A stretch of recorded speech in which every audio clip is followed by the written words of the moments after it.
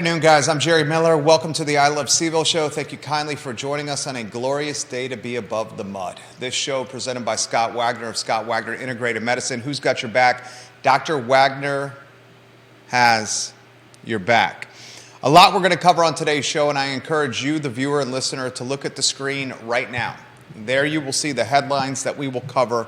I'm going to run through the headlines for those that are streaming the show and not watching the show, those that are strictly listening. The corner killer is now arrested. This is an extremely sad story. We let you know on the show yesterday, after speaking with our contacts, our friends, the people we often speak to within the police department, that an arrest was going to be made within the next 48 hours, if not sooner. I said that yesterday. An arrest was made the afternoon following yesterday's program, hours after yesterday's show. The corner killer, a 21-year-old, Lakori Brooks. If you want to get some lower thirds on screen when we go to a two-shot, you don't have to do it now, Judah. This young man has made what is going to be the biggest mistake of his life. He's 21, took the life of a 26-year-old. Happened on the UVA corner. The alleged killer,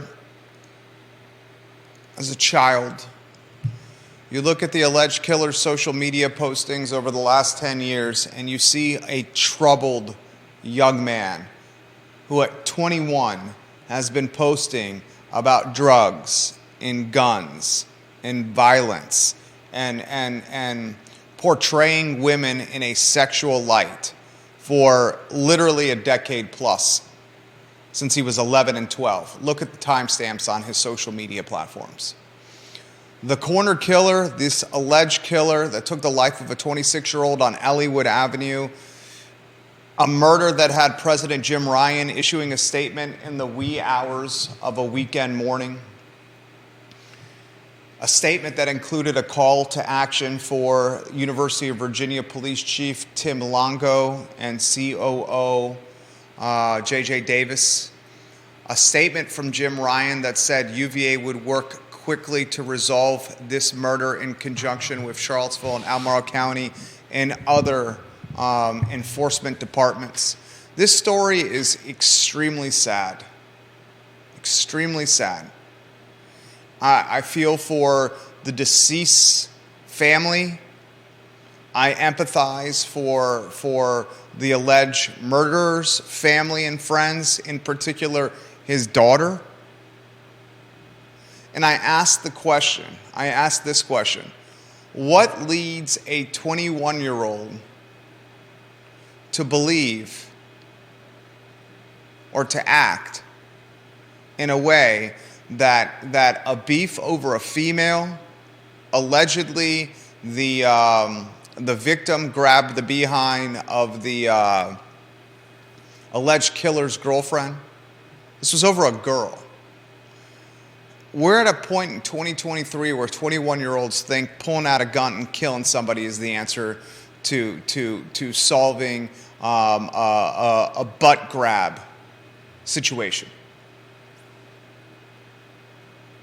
We're at a point in 2023 where a young man who was raised in Charlottesville and grew up in Charlottesville over the last 10 years, 11 years of his life in very visible fashion has been posting on social media guns, drugs, violence, and objectifying women. This has been happening for over a decade. We have much greater issues. The gun violence in this town is a problem. But 21-year-olds for a decade posting about gun violence in public forums and then utilizing a gun to resolve an issue that included someone grabbing his girlfriend's butt.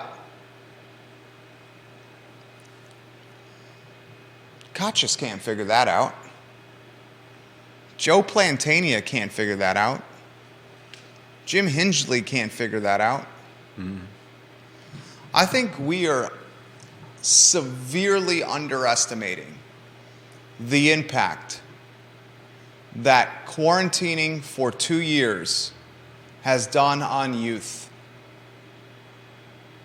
Keeping children, high-risk children, on the edge of crime, on the edge of jail, away from teachers and role models and their peers for a couple of years is having an impact that I don't think we truly understand.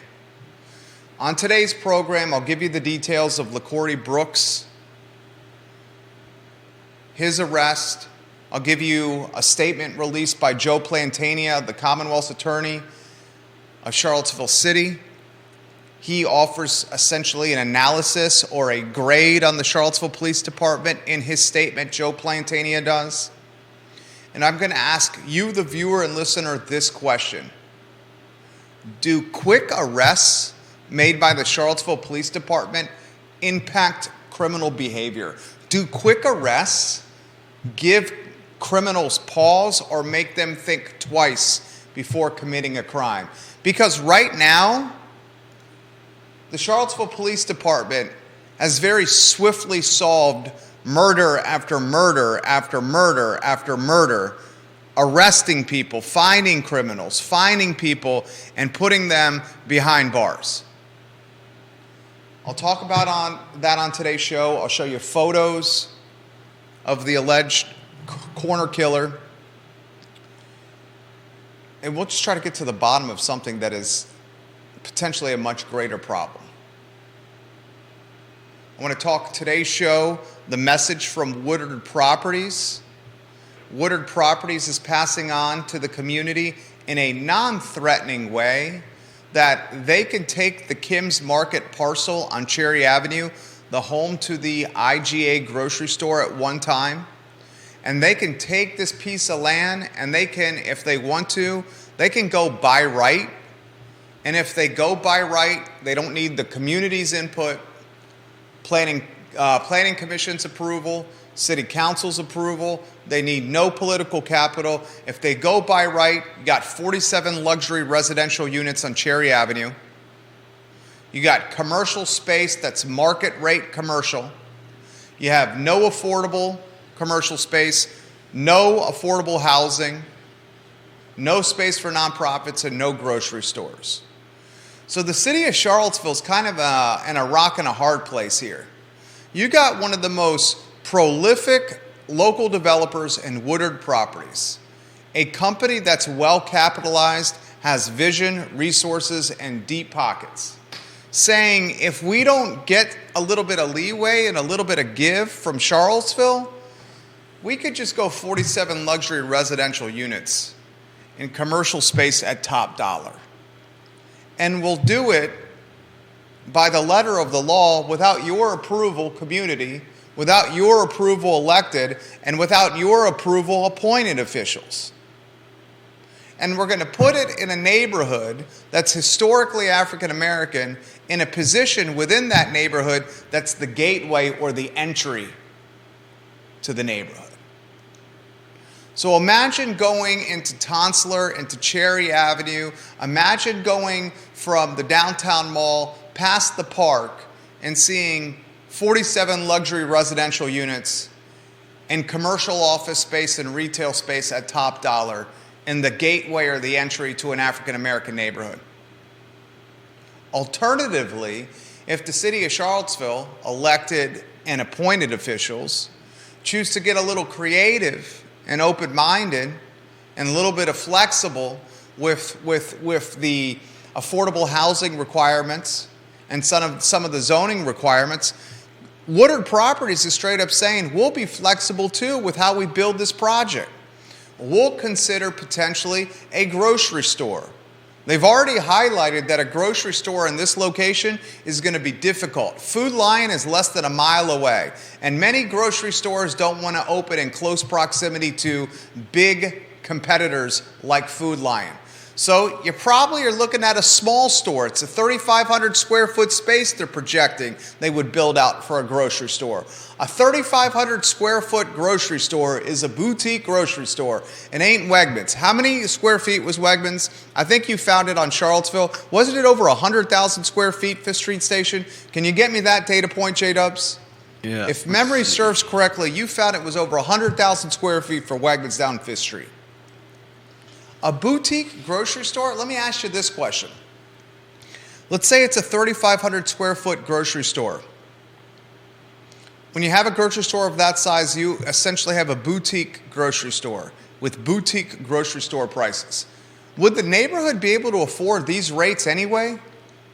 We're not talking Food Lion rates, Giant rates, Kroger rates. Boutique grocery stores, 50 to 75% higher in price because they don't have the economies of scale and the resources and the vertically integrated business models that a Kroger or a Wegmans does. Let me know when you have that number.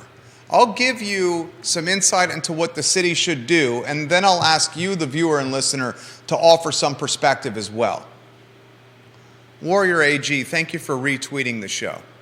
I'll get to your comments, Albert Graves, here in a matter of moments. I also want to talk on today's program, Ace Biscuit and Barbecue. It's been saved.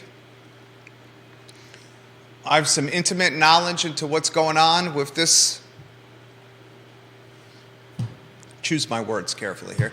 I have some intimate knowledge with what's going on here with Ace Biscuit and Barbecue. I've been told by some of the players involved to relay certain things and not all things. The beloved barbecue joint is going to reopen again later this week. Brian Ashworth and his team tried for an extended period of time to find a buyer. They worked with friend of the program, who I work alongside and do some business with, Stu Rifkin, to sell the joint. The spot didn't sell. The spot didn't sell for a number of reasons. Some people can say asking price. Others will say the financing climate in 2023, it's extremely difficult to get a loan to buy a business right now. This banking crisis, this Signature Bank, this First Republic Bank, the Silicon Valley Bank, the collateral damage of all this, you know what it's going to be? It's going to be much tighter loan and financing environments for individuals, for families, and for small businesses. Regional banks, I can assure you, are going to tighten up requirements for loan and money and put money on the street. And these businesses that are coming up for sale, I represent a lot of them. We talk about them on this show. One of the major hurdles to buying a business is financing and getting the capital to purchase it. And these regional banks will make access to that capital even more difficult now that we've had these bank runs over the last 2 weeks. Mark that down. You heard it here first. So I'm going to ask you this question. Ace Biscuit and Barbecue. It's going to reopen later this week. Something different's got to be done, right? You can't just run Ace Biscuit and Barbecue in the same manner that Brian and his team were running it and expect different results, right? What's the definition of insanity? It's almost turned into a cliche right now. You got that, Judah, on a two-shot? Just a second. Here we go. Doing the same thing over and over again and expecting a different result? That's the definition of insanity. Whoever takes over Ace Biscuit and Barbecue, and I'll let them relay that to you when the time is right, or they'll say, Jerry, you can get the word out to the community now. Maybe that time comes at the end of this week when the grand reopening is before us. But what does Ace need to do differently to produce different results? Brian Ashworth is a badass. He created a business from scratch. He built a business around ridiculously delicious barbecue,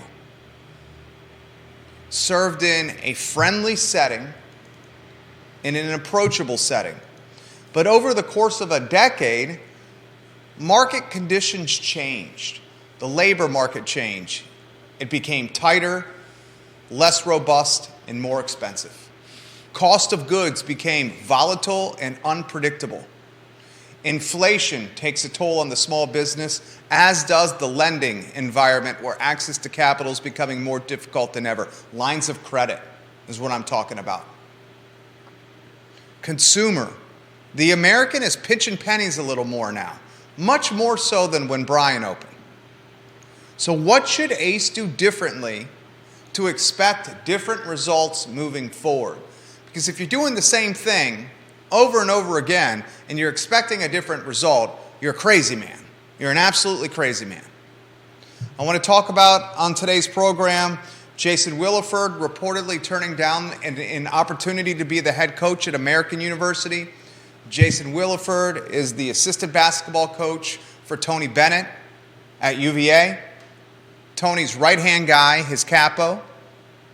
Jason Williford on a short list for Temple University, according to multiple media outlets.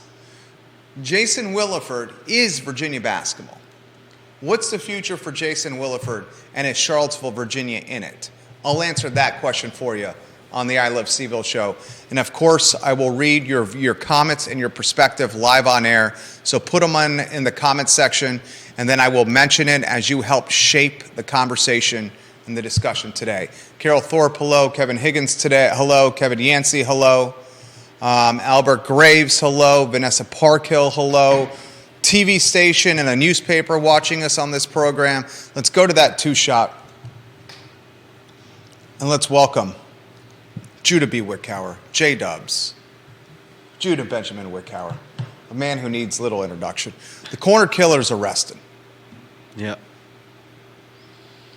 A beef over a female. After bars close, the victim grabs the alleged killer's girlfriend's butt. That turns into bullets, gunfire, a wounded man who dies shortly thereafter, and a 21-year-old who is going to spend much of his life behind bars. A 21-year-old who grew up in the area, has a young daughter. I mean, this is a kid. He's a kid. This guy's a kid who killed somebody. He's a kid. Yeah. Where do you want to begin? Do you want to begin with the photos? Because one of the things that I'm seeing happening is people are attacking the alleged corner killer. Why don't we try to, and it's tough to say this, we're going to try to humanize someone who allegedly killed somebody. Yeah. But this photo with the family, I think, humanizes him. You put that on screen? It's on screen. Look at the screen.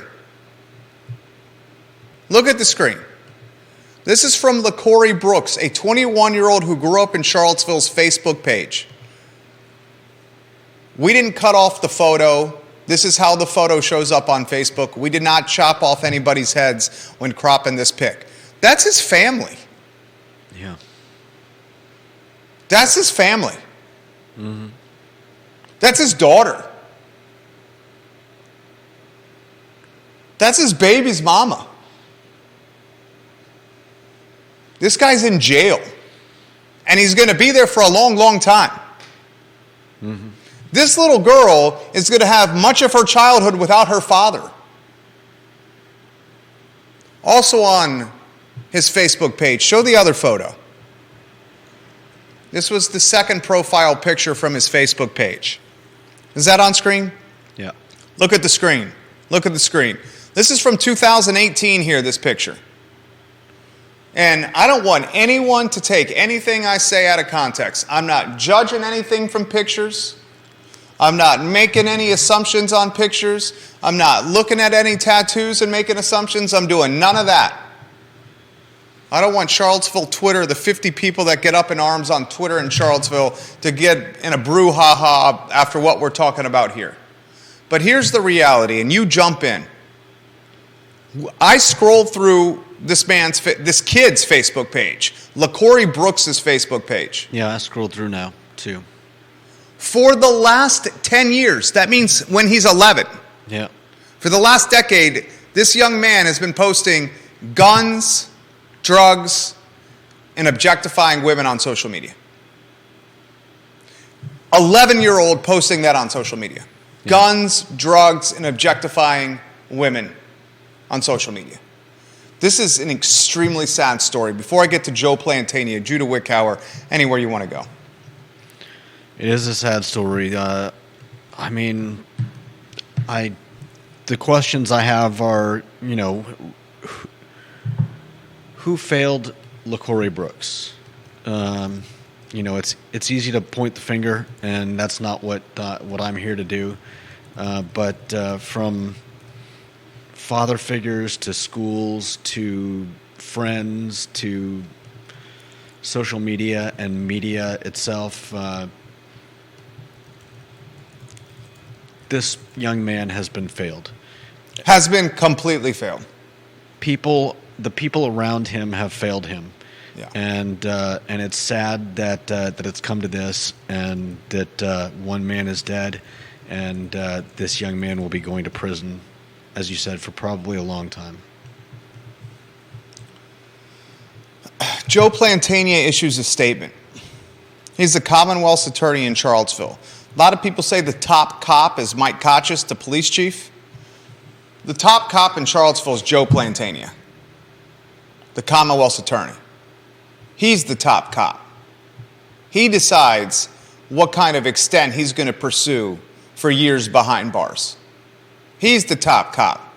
Platania says this yesterday, and I'm going to read it verbatim. And Platania's come on this network. Verbatim, I'm reading this. Quote, "While tragedy continues to visit our community, I'd like to note the tireless work of the CPD in bringing the last 5 homicide cases to closure by arrest. Charged individuals are presumed innocent, but please recognize the almost unprecedented level of thorough and professional police work that is going on under the leadership of Chief Kochis and his team," end quote. I want to highlight one word from that statement. You know the word I'm going to highlight? Nope. Unprecedented. Please recognize the almost unprecedented level of thorough and professional police work that is going on under the leadership of Chief Kochis and his team. That's Joe Platania saying this. Yeah. That's shade to Brackney. Using the word unprecedented is shade to Brackney. Yeah. And when Platania posted this on his Facebook page, friend of the program, Michael Wells of the Police Benevolent Society, remember he got in the brouhaha with Chief Brackney, and Wells was supporting officers who said they didn't feel supported by their police chief. Yeah. Wells leaves in the comment section of this statement from Platania, and this comment says 1,000 words as well. This is what Michael Wells says, friend of the program. He says, I'm sure the hardworking detectives and officers finally feel supported. Long time coming. In the last week, we've heard Sean Reeves, the Albemarle County Police Chief, say on the record in a meeting that for the first time in 5 years, Albemarle County is working with Charlottesville and the University Police Department. Yeah. Albemarle Chief throwing shade at Brackney. Yesterday, Platania, the top cop, the Commonwealth's attorney, uses the word unprecedented for the job that Kochis and his staff has done. And then under that statement, Michael Wells releases a comment of his own where he says, the hardworking detectives and officers finally feel supported. A long time coming.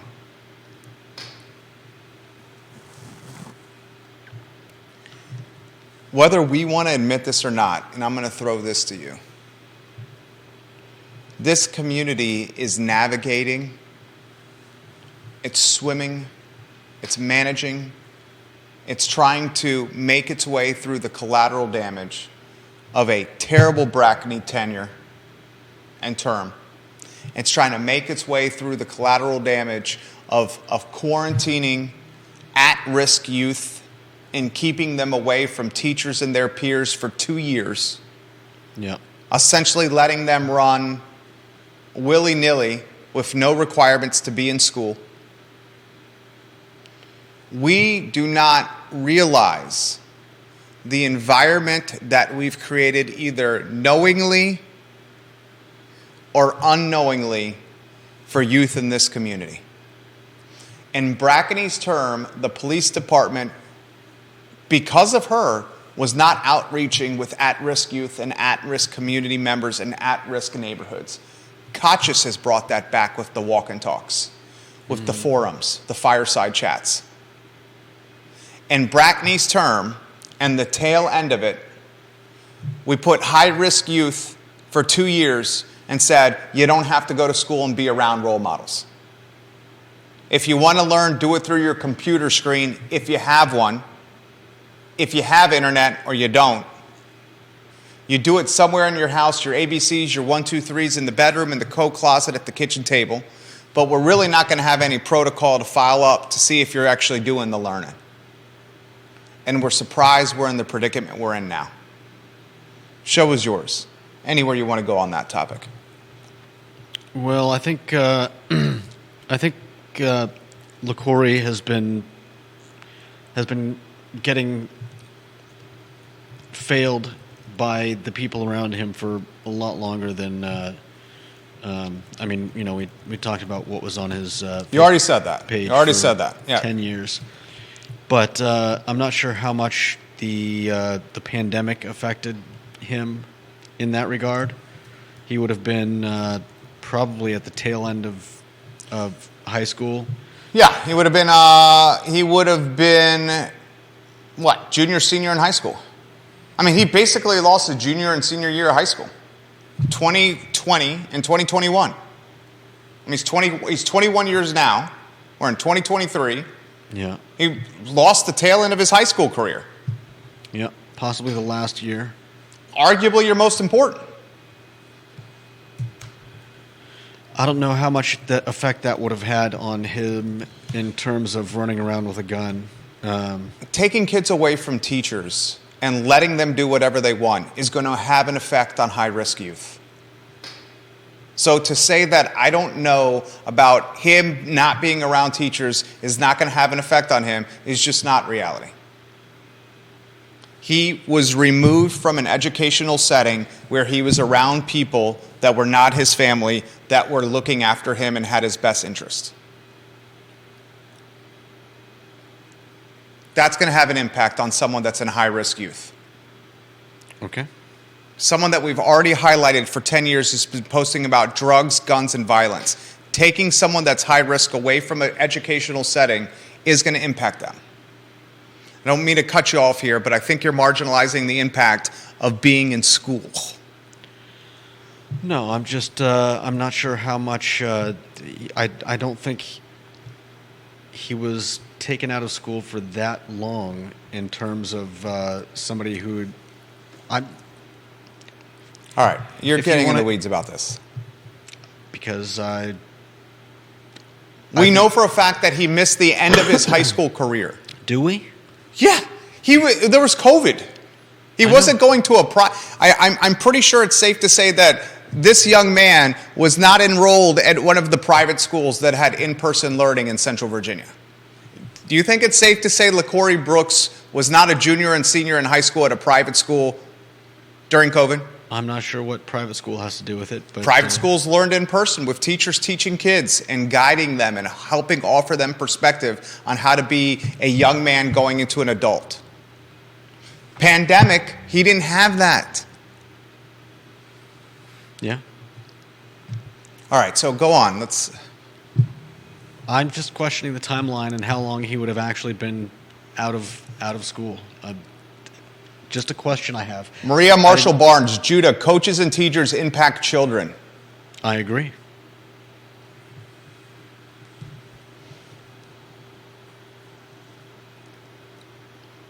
I'm sorry. I didn't mean to stop your momentum. I just have questions about how much the pandemic. Okay, so this entire conversation, you choose to stop and offer perspective on a timeline of COVID as opposed to the topic in totality. I mean, that's what we were talking about. So yeah, I have questions about that, but it's not a big deal. It is a shame, and I think a lot of children have been affected by being taken out of school for long amounts of time, and we probably won't know the full effects of that on our nation's kids or the world's children. And that's the right answer right there. That's the answer Judah should have led with. Okay. Saying that... Still doesn't change the questions I have about his own time. Okay. Well, anything else you want to add on that? No. Okay. So we have a young man for 10 years has been posting about guns, drugs, and violence on his Facebook page. You can go check it out. We have a young man who has a daughter. We have a young man who solved a beef over a guy grabbing his girlfriend's butt by killing the guy, allegedly. We have a young man who grew up in Charlottesville who, in March of 2020, would have been 17 or 18. We have a young man who has left a lot of hurt for a lot of different families and groups of friends. We have a Commonwealth's attorney saying that the level of policing being done in this community is unprecedented. We have an Albemarle County Police Chief saying for the first time in years these departments are working together. Leadership is telling folks in this community that the police department is turning and heading in the right direction. Platania is an elected official. When he uses terms like unprecedented, it is strategic and intentional. His word choice. Attorneys are very selective with their words.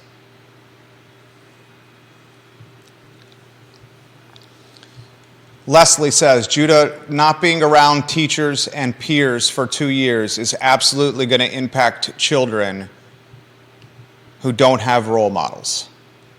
Thank you, Leslie Johnson, for that comment. I agree, but I don't think he was taken out of school Regardless, for 2 years. He spent 2 years when he was 17, 18, and 19 in a quarantine setting. That's the point. Okay. You're nitpicking. He would have been 18 at the beginning of... You keep bringing it up again. The whole point is we don't understand the impact that quarantine has had on people. Okay. And high-risk individuals. All right. Everyone is agreeing here.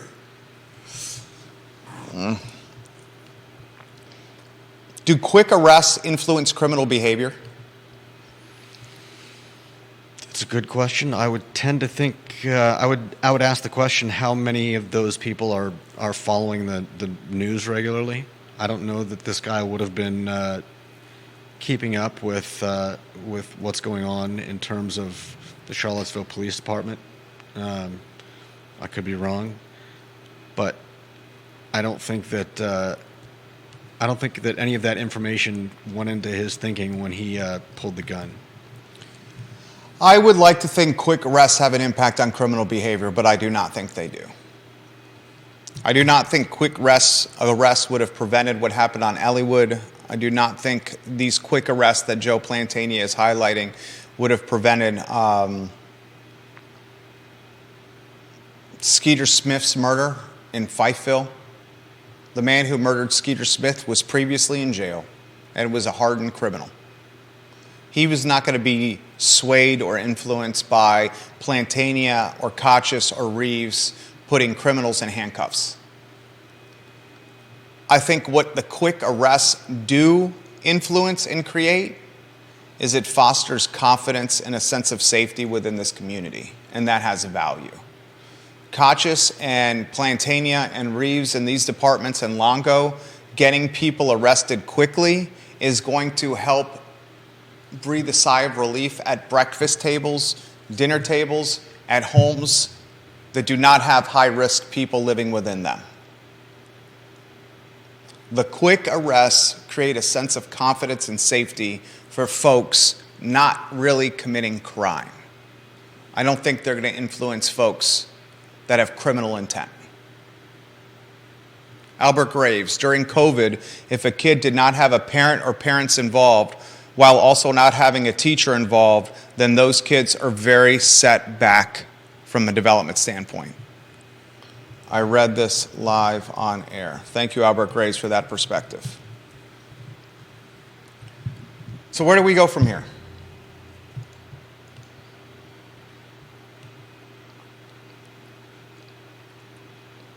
In terms of what? The community.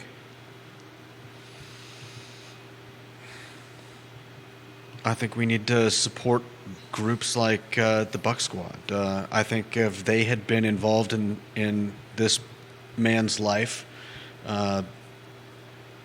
for the last few years, there may have been a different outcome.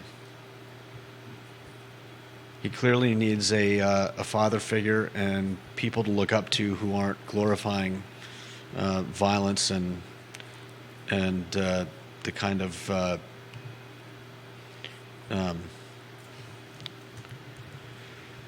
actions that he, This is where we go from here. We clearly communicate to the community. There's a police officer walking the beat right on Market Street. We clearly communicate to the community, and Kochis has done this, that this kind of crime the community will have no tolerance for, and he will pursue to the fullest extent of the law. He's has that message out wide and far.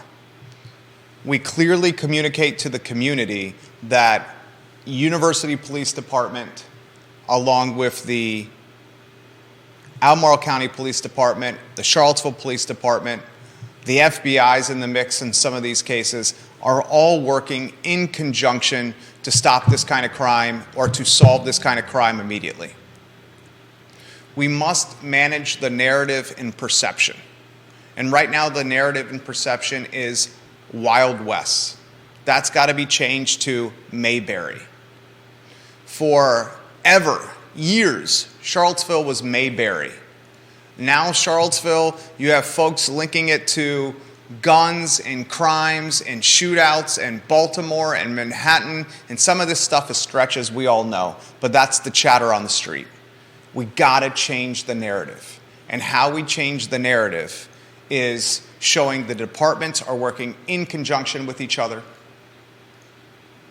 We gotta be tough on crime. Maybe we ask our Commonwealth's attorneys, Platania and friend of the program Jim Hingley, to be a little tougher on crime. Both Platania and friend of the program Jim Hingley have run on a reform platform, a platform based on giving criminals opportunities to rehabilitate themselves outside of the prison system. Do we ask ourselves if this kind of criminal justice reform is materializing into stuff of merit for us? You talk to some police officers, and I do it quite often, handful of times a week. And the officers I talk to a handful of times a week have said, we got to be a little tougher on these guys. They're coming back out in short time after being arrested. And a couple of the officers have said to me that is demoralizing to us as a team and as a department, because we work our tails off to put these guys in jail, and then we see them shortly thereafter up to tomfoolery and shenanigans yet again. We got to change the narrative. I think Platania knows that. I think Hingley knows that. Reeves and Kochis and Longo know that too. Any other things you want to offer on this topic? Yeah, I still think that we need to get to these men and young men and boys before they reach this point. Changing the narrative is great, but I would rather see... But how? How are you going to do that? As I said, support more groups like the Buck Squad. Buck Squad is more for keeping violence from happening before violence is about to go down. If you're looking... Isn't that much better than having to change the narrative after the fact? I think if you're looking to impact high-risk youth, teenagers, and young adults before they become high risk, you may need to consider funding or better capitalizing or creating scholarship opportunities for preschool and early education programs. Those are decent ideas. Here's a perfect example. Parents that are watching this show can relate to this. Our oldest son just turned 5 years old. He's been in a preschool program for 2+ years. Our youngest son is 4 months old. He will be in a preschool program for 3 years before kindergarten. The only reason our oldest son is not in a preschool program for 3 years is because of the pandemic, where we were a little hesitant at the start of COVID to put him in a preschool program right away. In hindsight, we regret that decision. Our youngest will have a full 3-year run at a paid preschool before he gets to kindergarten. Many we have found of our oldest peers, when they go to kindergarten, are going to school for the first time in kindergarten. Day one, their first day of school will be kindergarten, where our son will have been in school for 2 years plus, our youngest for 3 years plus. I would love to see a prioritization of early access education. Because if you can get kids as early as preschool and into kindergarten and first and second grade thinking school is cool, being around teachers, being in learning settings, they're going to have success at a much greater clip. It's going to be much more difficult for a young man, for a little boy or a little girl to go straight into kindergarten on day one and compete with kids that have been in preschool for 3 years. And as you're in school and as you have difficulty in school, because maybe you started a 26.2 mile race, a marathon, 2 miles behind the start line compared to your competition, you're going to eventually struggle. And you're going to ask yourself, is this what's best for me school? And you may lose interest, and that's when other things could distract you. So solution, maybe we start figuring out an equitable way for early access education for all of us in the community and not those that have disposable income. There's a solution. Why does early access education tie directly to those that can afford the tuition? You know how much it is to go to preschool for a month, where we go? I know it's expensive. It's not cheap.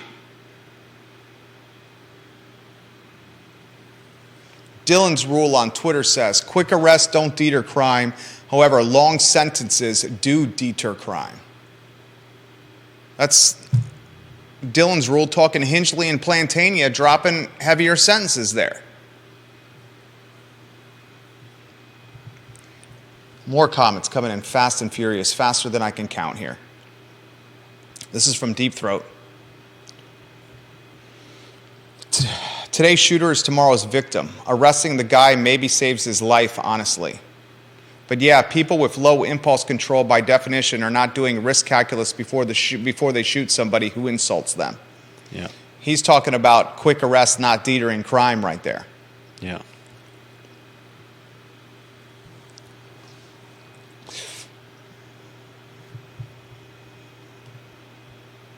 Matt Daring, I'm very familiar with what the students went through during COVID at Charlottesville Public Schools and at Albemarle Public Schools.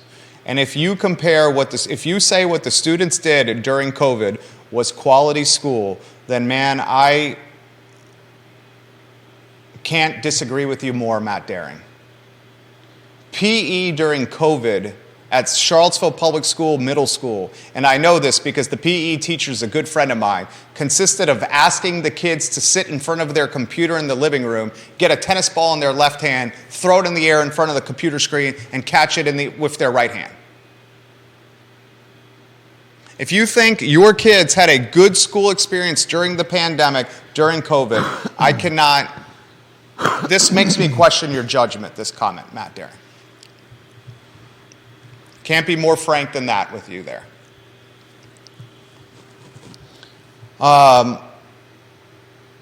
Olivia Branch says, until we change the narrative of see something, say something, more of our children will make wrong turns. I agree with that. Snitches get stitches, is what she's talking about. We need to change the narrative of see something, say something. That's what it needs to be.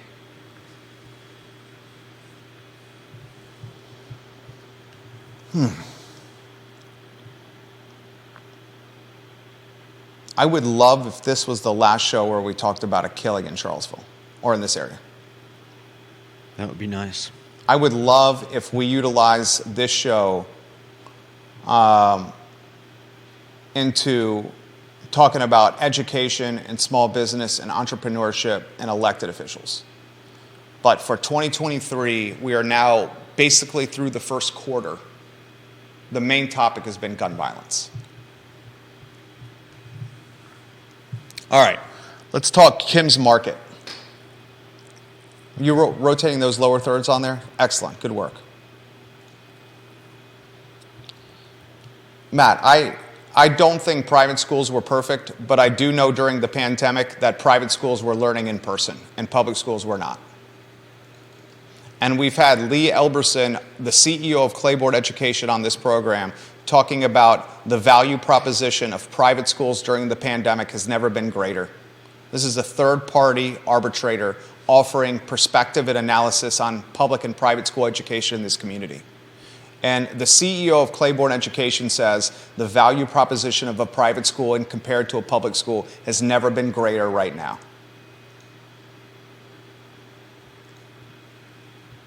So please, stop.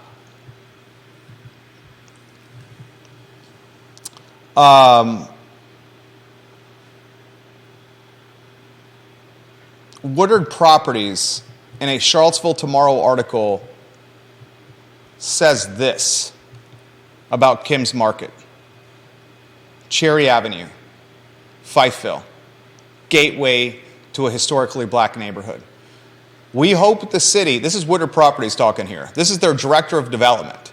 We hope the city and the community understand that at this site, a developer could build a by-right project with 47 luxury residential units and market-rate commercial space with no affordable housing, no affordable commercial space for nonprofits, no public input, no community engagement, no grocery store, no planning commission involvement, and no approval needed from council. Woodard Properties is basically saying to the Planning Commission and to Charlottesville City Council, if you're not a little bit flexible with some of these zoning requirements and some of these affordable housing requirements with this Kim's Market project, we're just going to go by right. We're not going to need you to say anything to us, and we're going to build stuff for rich people in a historically poor neighborhood.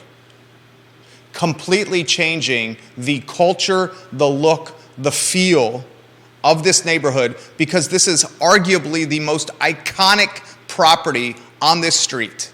It's certainly the gateway, the entry. This was the most strategic, unthreatening, yet threatening statement I have ever read in my life. We hope the city and the community understand that at this site, a developer could build a by-right project with 47 luxury residential units and market-rate commercial space with no affordable housing, no affordable commercial space for nonprofits, no public input, no community engagement, no grocery store, no planning commission involvement, and no approval needed from city council. Woodard Properties, if you do not get what you are asking for from a diminished affordable housing requirement or some zoning massaging for this grocery store, then I would say you should go by right. Charlottesville and Central Virginia should feel very fortunate that it's Woodard developing this property, who's clearly got ties to Fifeville with what he's done with the Fifeville Trail and how he's engaged the Fifeville Neighborhood Association. There are a ton of developers, many of them that I get beers with, that would not be doing this. In fact, I had a conversation last week with the developer, whose name I will not use, that said if it was my parcel that I own, I would go 100% by right. And if we went 100% by right, that change to Kim's Market and the gateway of Cherry Avenue in Fifeville would then trickle over to the rest of the street, changing the landscape and the character of the neighborhood. Woodard is not doing that. He's trying to get a feel for what the community wants.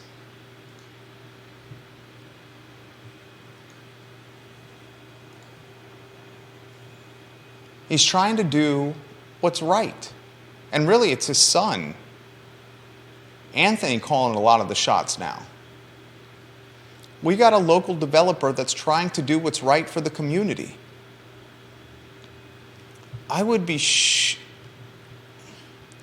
be disappointed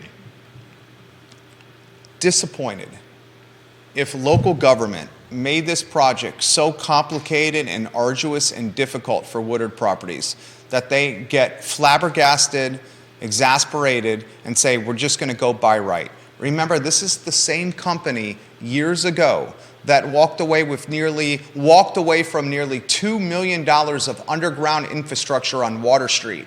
Woodard was going to develop that Water Street parking lot and build this beautiful oasis that was going to be the home of the farmers market.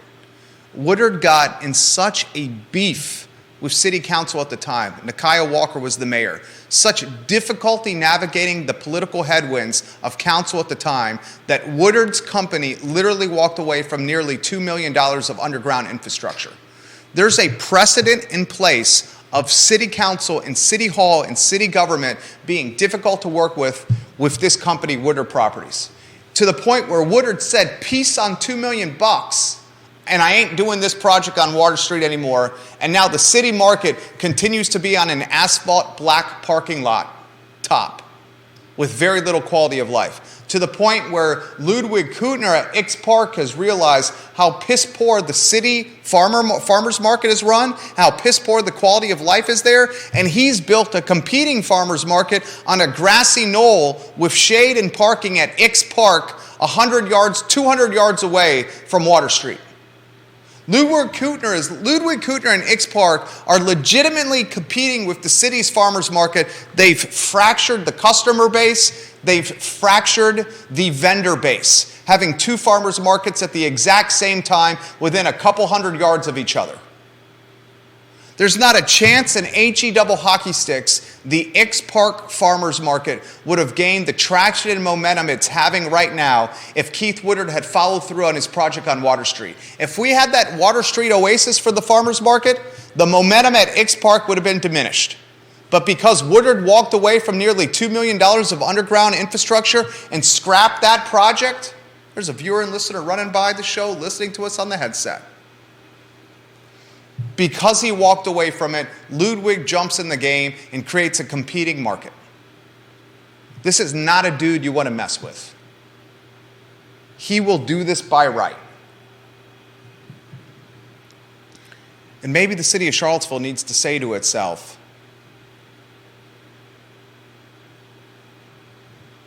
let's give some today to get a lot more tomorrow. If Payne and Pinkston and Council, and if Stolzenberg and Sola Yates and the Planning Commission, and if Michael Rogers and City Hall start getting in the minutia and making this difficult for Woodard Properties, they will go by right. And probably their best path to profitability is by right. I doubt their best path to profitability is building a grocery store, boutique grocery store, where they're going to have to solicit a tenant, maybe encourage someone in the neighborhood to form a co-op, a 3,500 square foot boutique grocery store, and some space for nonprofits from a commercial leasing standpoint. That's not the best path to profitability. He's offering this path, this alternative path, because he cares of Charlottesville. But if you push the company too far, they're going to go luxury, and they'll change the character of this neighborhood because this is a gateway point to it. You want the grocery store, I know you do. Yeah, I think it would be a boon to the neighborhood. I think it would be great for the neighborhood.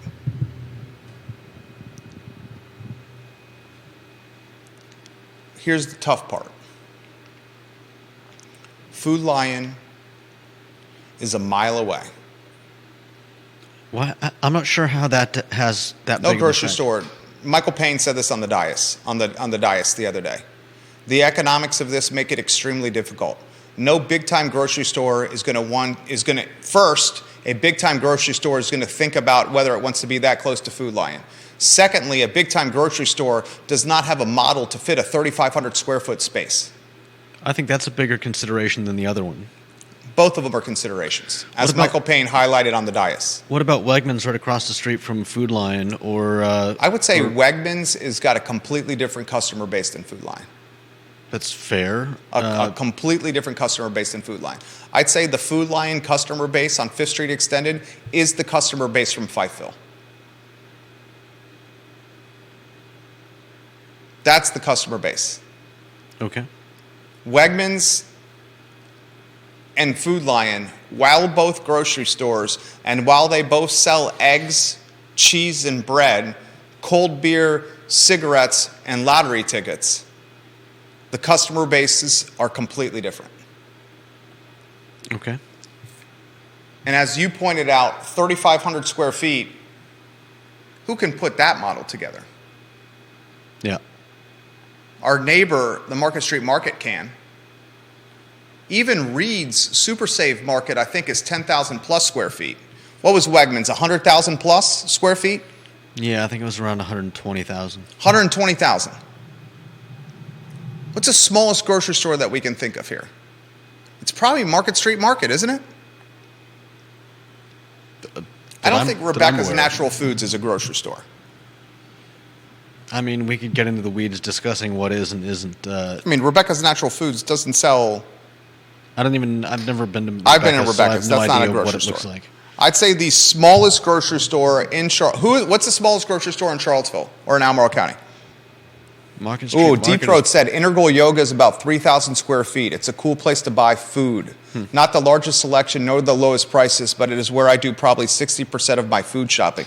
Deep Throat does 60% of his food shopping at Integral Yoga. I did not know that. I'd say the Integral Yoga might be slightly smaller than the Market Street Market.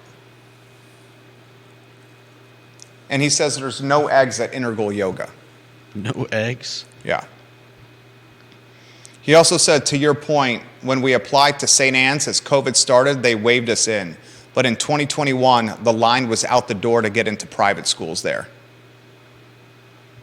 This from Grayson. Jerry, to your point, our two kids were enrolled at Charlottesville City Schools at the beginning of COVID. We saw the curriculum that they had planned for our youngest in the second semester during 2020 when COVID first outbreaked.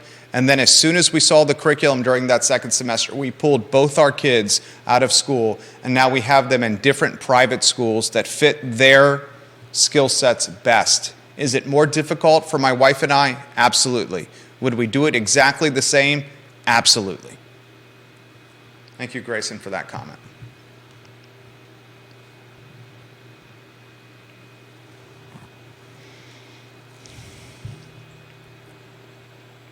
We need a grocery store there.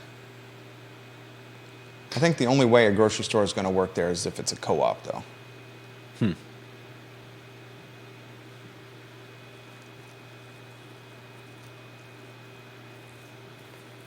Nora Gaffney says, according to Brooks's Facebook page, he was a junior and senior during COVID. Thank you, Nora Gaffney. Nora Ali Gaffney, leaving that on the I Love CVille group. The show airs on 15 Facebook pages. Maybe, is it Woodard's responsibility to drum up interest for a food co-op at that location?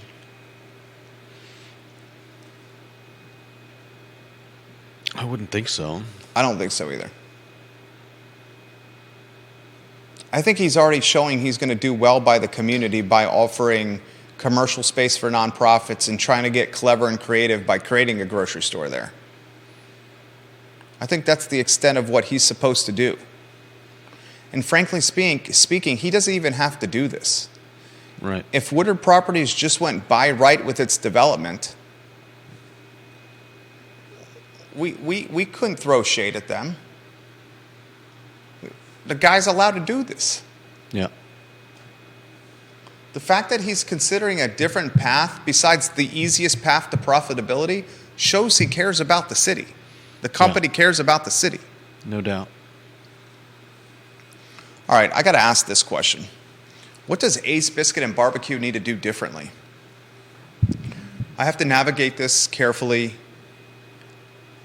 We have intimate knowledge of what's transpired. We got a buyer who's tied to a very, very, very, very, very, very, very wealthy organization locally. Essentially saving the day when it comes to this restaurant. Buying a business after, I want to highlight the last minute purchase here. Brian and Ace put on social media that we're closing, and this is our last day. The community response to that initial Facebook post was so significant that the initial closing date they sent, they had to move it up considerably because the community flooded Ace and basically bought them out of everything. After they moved up the date of closing and they finished that last day, Brian and his wife go to Timberwood Restaurant North, and they celebrate a chapter closed, and a buyer comes and saves the day. I love this business. I love this sandwich, especially the Old Dirty Bastard, and I love what Brian built. But whoever takes this over, and I'll leave it to the new owner to make the announcement, they got to do something different. At least something different than Brian was doing. What would you do? Man,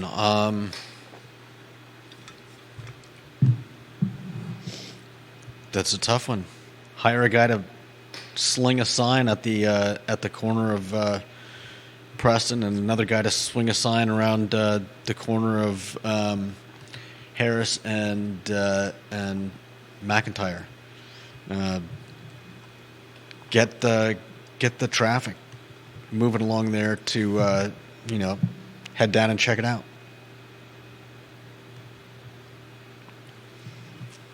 Here's what I would do differently. I would up my social media game. That's something that Ace could have done much better. It's social media game. Mm-hmm. I would up my presence with catering at the University of Virginia. I've seen firsthand, Derek Bond owns Moe's on Ivy Road. Moe's on Ivy Road makes significant money from catering events at the University of Virginia. The type of catering that helps carry a restaurant on Monday, Tuesday, Wednesdays, and Thursdays when there's no business. Yeah. If I was Ace, I would potentially consider a smaller square foot or footprint. If I was Ace, I would consider additional revenue streams like bottled sauces sold at the location, although that requires a lot of permitting and approval to do. Yeah. Excuse me. If I was Ace, I would consider potentially delivery around the University of Virginia and not through third-party delivery apps to take all your margin. That's probably going to be the toughest to implement. I would consider delivery to grounds, specifically fraternity and sorority row. A lot of people don't realize this. A lot of restaurateurs don't realize this. I was a Phi Kappa Psi, the fraternity at the end of the Mad Bowl on Rugby Road, the most iconic, noticeable one. We had 5-figure contracts. I'm talking $10,000, $11,000, $12,000 contracts with a couple of restaurants over the course of a school year. to cater our events, and to bring us food on certain days each week. The fraternities and sororities have points of contact that have to manage the food schedules for members, especially those living in the house. See if you can make contact with these people. It's difficult because they change every year. I know firsthand I was one of them. But you could potentially negotiate $10,000, $11,000, $12,000 contracts with a couple of these fraternities and a couple of these sororities, and before you know that, you got $50,000, $60,000 of incremental revenue you didn't have on the books. These are all incremental sources of revenue, ideas that will generate new money for the business. Because if you come in and if you take this business over and this brand over, we got the wrong lower third on screen, Judah. Multiple people are putting that on the feed. If you come in and you run the business the same way, aren't you going to get the same result? So in conclusion, up the social media game, Instagram and Facebook. Figure out some kind of delivery system that targets the University of Virginia students. Get on the calendars and get some FaceTime with fraternities and sororities that do the booking of businesses like ACE to feed the frats in the sorority houses each year. And lastly, and probably most importantly, become an official vendor of the University of Virginia, like competing barbecue joint Moe's has done on Ivy Road, where you can legitimately get six-figure catering contracts over the course of a year with the various departments at UVA. Those are all new concepts not being implemented right now with the business. To close the program, I want to get this out quickly. UVA's men's basketball lead assistant, Jason Williford, has reportedly turned down an opportunity to be the head basketball coach at American University. He currently is on the short list at Temple University. This is Tony Bennett's right-hand man. Now, Jason Williford has a son, two sons, that are playing sports at St. Anne's Belfield Academy literally as we speak. St. Anne's athletic program is fantastic. I would imagine that he's not going to leave Charlottesville and this sideline at the John Paul Jones Arena until his two boys graduate from St. Anne's. One of them is a highly touted basketball player. Let's knock on wood and hope that's the case. All right, we'll get to comments here. I got a 1:45 with a VIP client conference call. Albert Graves, Woodard Properties just show their true colors. Imagine those top dollar residents coexisting with the current residents of Cherry. It might get very, very interesting. Vanessa Parkhill said the Woodard property might be a perfect location for an Amazon Fresh. I like that idea, the Amazon Fresh. Juan Sarmiento says BBQ is always so expensive in terms of cost and price of the product. They will need to compete with other restaurants in the area and lower their prices. Also extend their hours later to include dinner. Offer dinner incentives to keep people coming back. Increase their social media game. Start a food truck. Juan Sarmiento, good comment. Lisa Costello, Charlottesville is used to strong arming developers. I like that, Lisa Costello.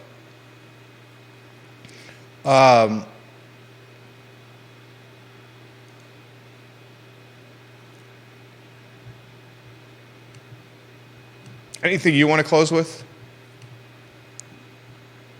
J-Dubs?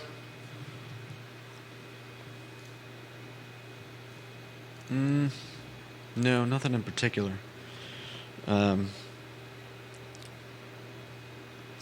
It's good to see that Ace Barbecue is going to continue.